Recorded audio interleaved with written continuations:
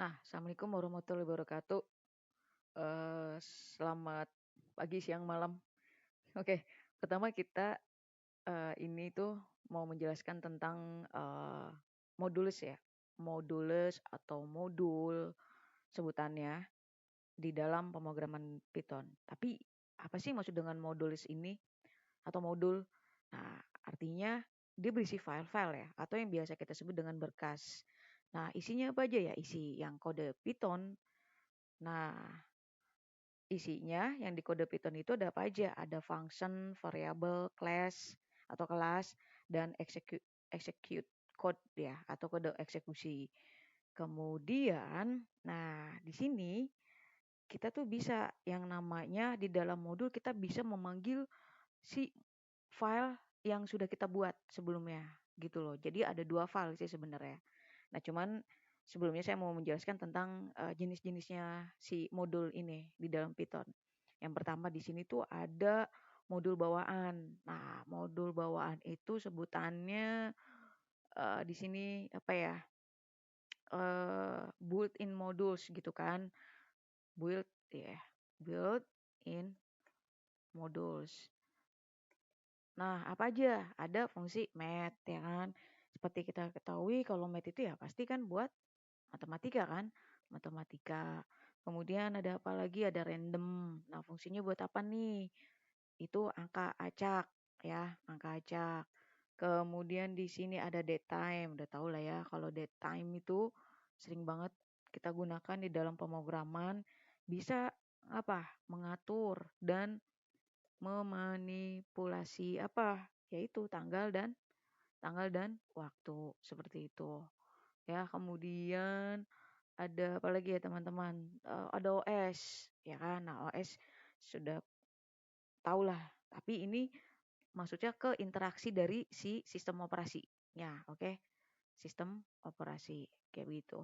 Kemudian di sini ada sys. Nah, ini pasti pernah kita lihat ya. Kalau kalian lihat di command from itu suka ada kan, cuman dia jatuhnya ke akses. Nah, akses apa? Akses ke sistem si Python itu sendiri. Oke, apa aja sih? Ada argument, ya kan? And then ada path-nya. Path itu eh, path itu jalur ya kan? Path gitu. Kayak kita nyimpan directory di mana gitu, path-nya mana gitu kan. Terus ada JSON. Nah, ini udah ada nih bawaan dari si apa namanya? Data data JSON ya. Dari si Python-nya sendiri gitu. Data JSON. Nah, ini bawaan modul dari si Python-nya sendiri.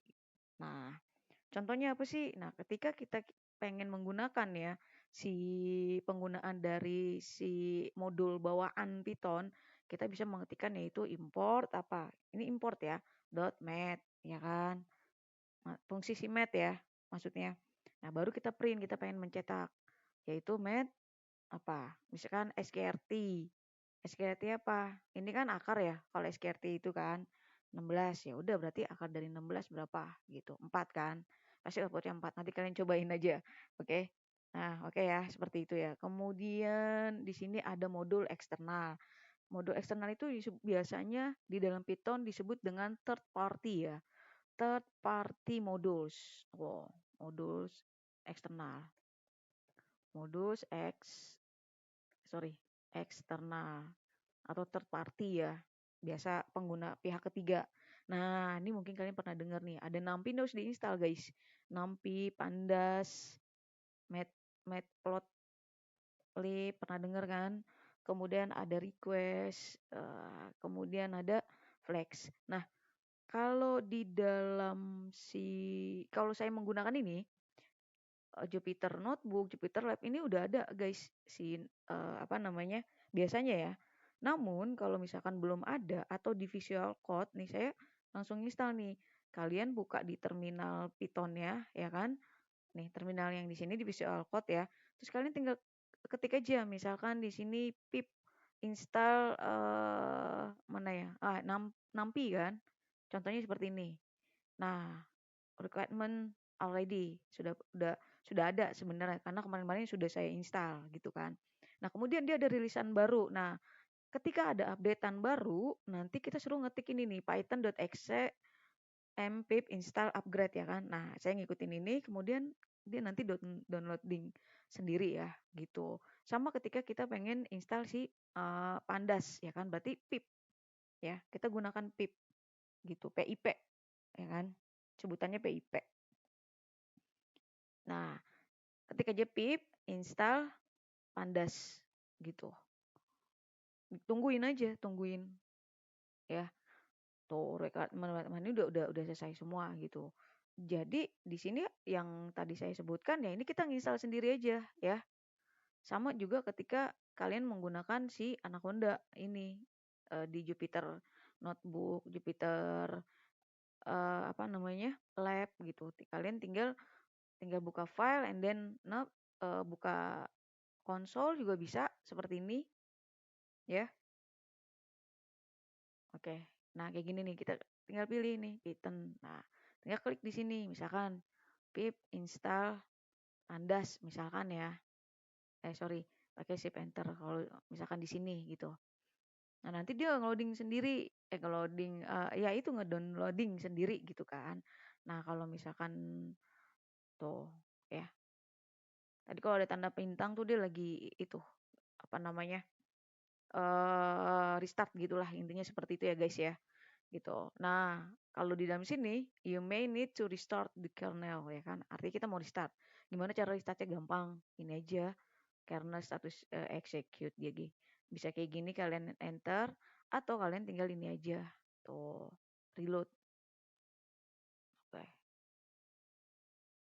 Nah, seperti itu nanti ada semuanya install kayak gitu ya teman-teman ya. Jadi seperti itu. Nah, ada yang disebut dengan modul buatan sendiri. Nah, gimana nih cara kita ngebuat modul buatan sendiri? Nah, ini kita close dulu. Ya, oke, saya close dulu ya.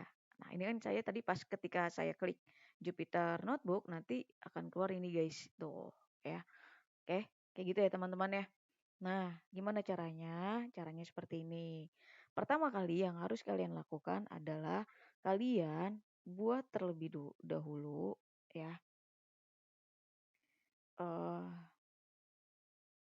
apa namanya nama si foldernya. Tapi itu nanti akan saya bahas deh. Saya pengen ini dulu biar kalian bisa cara nginstal si pip install numpy, pandas ya kan request dan lain sebagainya itu harus ada. Matplotlib itu juga harus ada guys. Ya fungsinya buat apa sih? Kalau si matplot itu, nah kalau matplotlib itu fungsinya buat visualisasi data. Contohnya nih kita ingin menampilkan chart, grafik ya kan garis, batang kayak gitu-gitulah intinya seperti itu. Jadi dia menampilkan gambarnya. Nah, kalau pandas buat apa? Kalau pandas itu biasanya buat analisis data. Ada bentuk table tuh kayak data frame gitu loh, guys. Kalau kalian pernah lihat di aplikasi SPSS ketika kita masukin data, nanti keluar tuh dia gitu, bentuk tabelnya atau data frame-nya lah seperti itu. Nah, terus kalau NumPy itu buat apa? Nah, ini biasa digunakan di dalam array multidimensi atau di dalam operasi numerik. Tapi kalau di dalam matematika biasanya itu buat aljabar lah ya. Oh, salah itulah. Pokoknya perhitungan numerik lah intinya seperti itu, guys. Ya, intinya kayak gitu deh ya.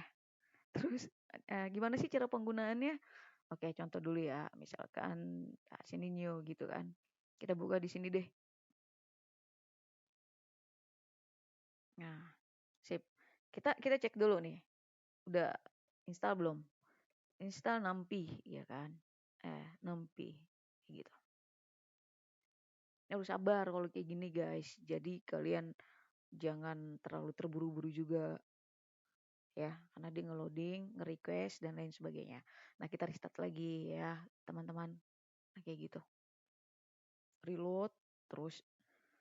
Nah, contohnya apa sih kalau buat NumPy misalkan? Nah, jangan lupa import this is NumPy. Nah, NumPy ya.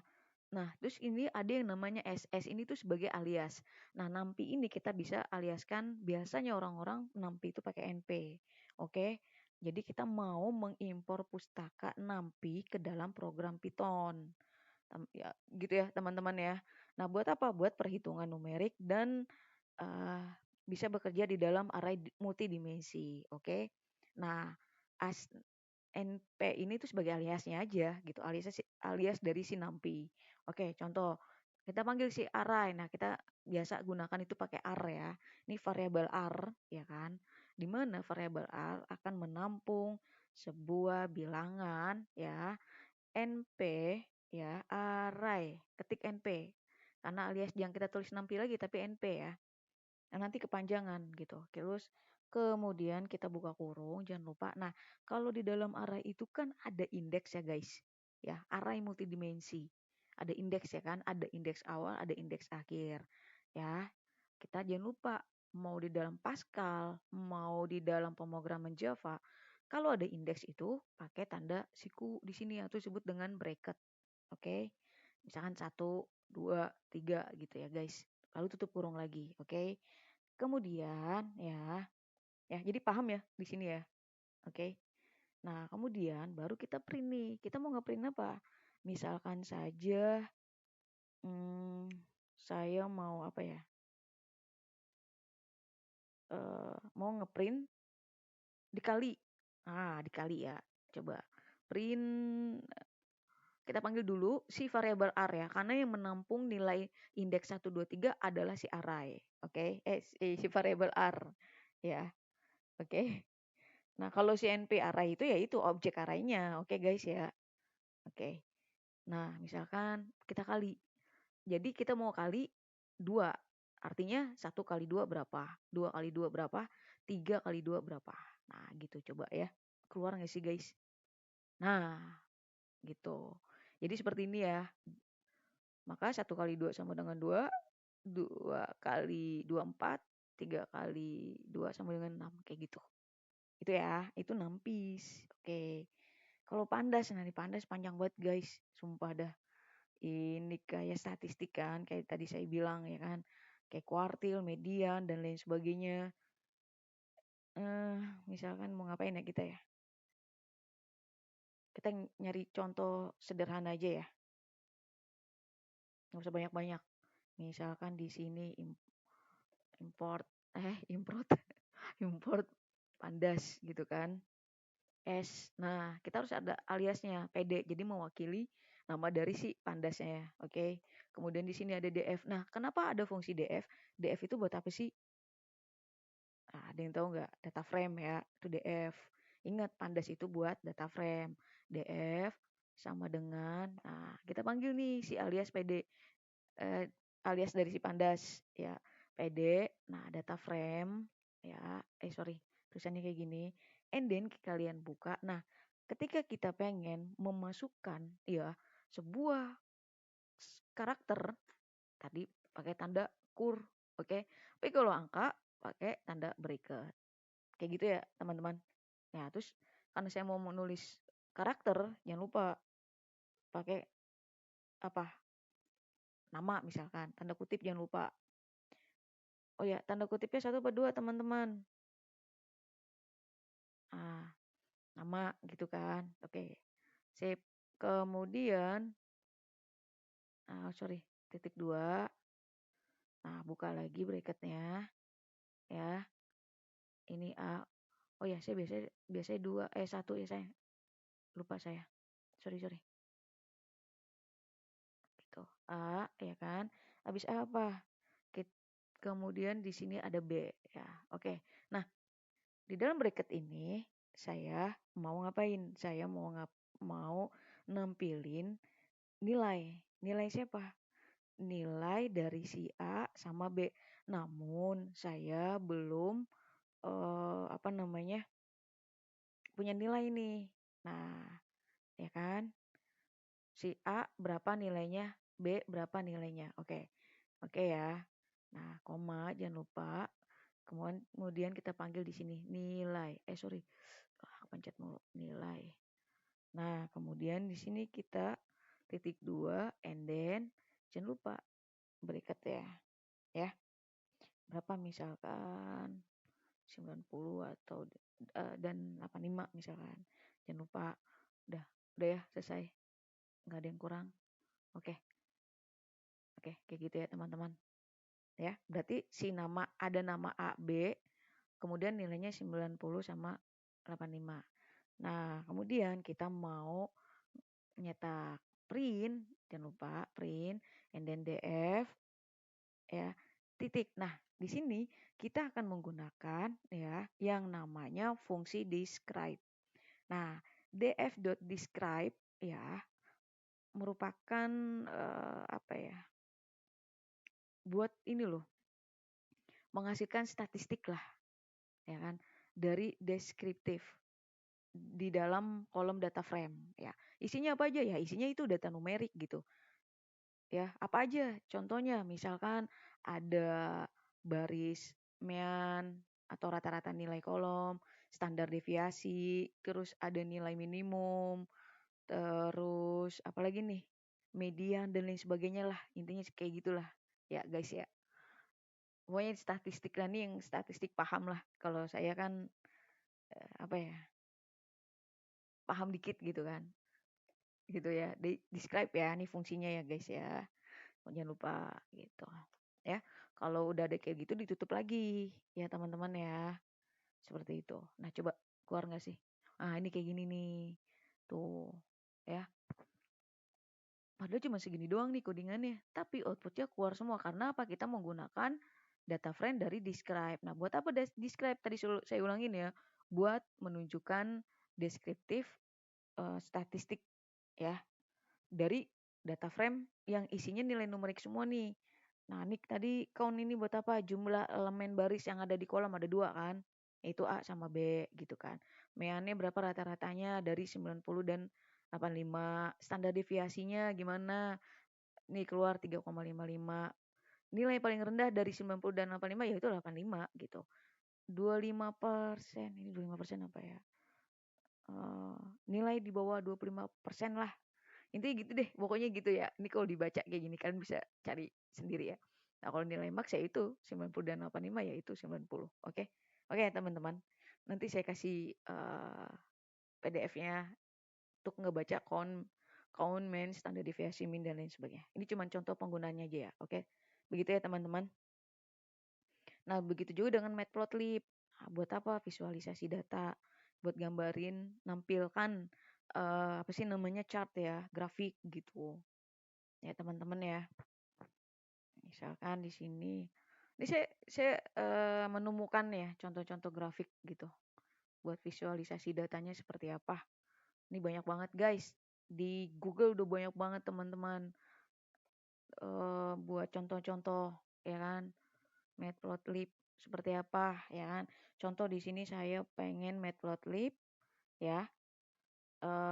Di mana jangan lupa ketika kita menambahkan matplotlib di sini kita gunakan pyplot. Oke, dot py ya, bukan play. Pyplot. Oke. Apa? Ya, terserah. PLT kayak apa. Silakan ya. Jadi kita pengen bikin alias aja ya kan. Memasukkan fungsi si matplotlib. Nah, karena kita udah menggunakan pyplotnya juga, di sini kita panggil nih plt dot plot. Plot apa nih? Misalkan kita pengen masukin plot antara X dan Y. Nah, berarti kan kalau di dalam grafik itu kan ada garis X dan garis Y gitu kan. Nah, oke, kita masukin nih guys. Contohnya ya, jangan lupa tanda buka kurung dan siku. 1, ya kan bisa X ya, 1, 2, 3 misalkan aja. Kemudian, nah sini koma aja. Di Y-nya apa? 10, 20, 30, kayak gitu ya. Terus ditutup lagi, gitu. Nah, nanti dia tuh bakal apa ya? Kalau di chart itu tuh di grafik tuh gambar titik-titik gitu loh. Dari 1 sama 10, 2 sama 20, 3 sama 30. Ya gitu deh intinya, ya kan.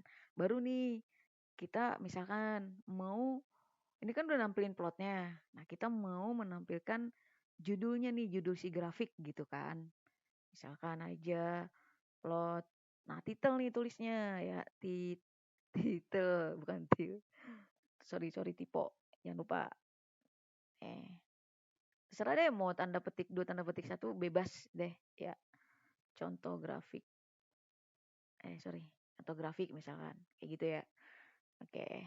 Nah, baru di sini kita mau ngapain? Ya tampilin. Nah, untuk menampilkan si grafik sama tulisan ini, maka jangan lupa plot.show and then jangan lupa ininya metode ya. Oke. Ya. Coba bismillah. Keluar nggak sih guys? Ini dia keluarkan. Gitu. 10 sama sampai 30 kan? Iya bener ya. 10. Ini 1, 2, 3 gitu. Ini saya taunya seperti ini aja. Simpelnya seperti ini. Bisa menampilkan grafik seperti itu teman-teman. Ya. Terus banyak lagi nih. Ada Seaborn. Banyak lah. Kalian dia sama aja sih kayak grafik. Cuman apa ya? Di atasnya Matplot lah. Di atasnya Matplotlib ya kan. Apa ya? Seaborn namanya Seaborn. Nah, coba kita udah install belum sih? Pip install Seaborn. Untuk sorry. Shift enter. Kayak gitu. Dia kayak ada eksis-eksisnya gitu lah, intinya gitu lah teman-teman. Ya. Tuh, ini kayak gini. Kita restart lagi. Yes, and then reload. Kayak gitu. Ya. Nanti saya kasih ininya untuk Seaborn dan lain sebagainya ini lebih banyak ya teman-teman ya. Terus ada lagi stats model. Ini kayak SPSS. Ya kan? Bisa dipakai juga buat analisis statistik deskriptif lah. Kayak gitu-gitu. Nanti saya kasih contoh penggunaannya seperti apa ya. Banyak Skippy juga. Ada Skippy di sini. Fungsi matematika lanjutan. Ya, Skippy. Kemudian banyak lah ya. Ini nanti saya kasih. Tapi jangan lupa ketika kalian ingin menginstal, teman-teman, jangan lupa tambahkan yang namanya pip. Nah, satu lagi ada yang namanya skikit atau skillearn. Ya, skillearn ya. Nah, ini buat machine learning. Ya, buat machine learning teman-teman. Misalkan contoh, jangan lupa ya, secikit gitu kan. Secikit. Bener gak sih? Iya. Seceket learn. Sorry. Secikit learn. Secikit.